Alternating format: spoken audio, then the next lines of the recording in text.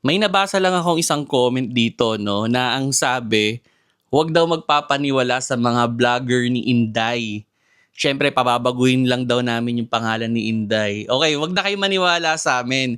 I-try niyo na lang na mag-registered sa InDrive. Ilalagay ko diyan yung QR code, then i-download ninyo yung app, tapos i-try ninyo. Yan, wag na kayong maniwala sa'min, i-try niyo na lang. Libre naman mag-registered mga paps 'no. Kumbaga, pwede nyong i-scan yan. Maglalagay na rin ako ng link kung hindi nyo ma-scan. So, i-click nyo lang yung link, download ninyo yung app, ipasa nyo yung mga requirements para matry ninyo. Kasi ako personally, I really enjoy driving with InDrive. Siguro, bago pa rin naman ako dito kasi may mga mas matatagal na talaga sa akin.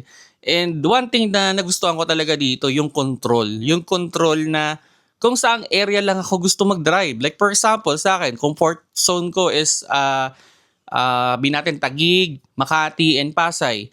So kung gusto kong paikot-ikot lang ako doon, okay naman. Wala namang problema sa kanila. Walang violation, walang restriction. So good, doon lang ako mag-iikot-ikot. So yun yung advantage yung being an in-drive driver, no? You have the choice kung saang area ka lang. Kung gusto ko ng puro long ride, pwede rin.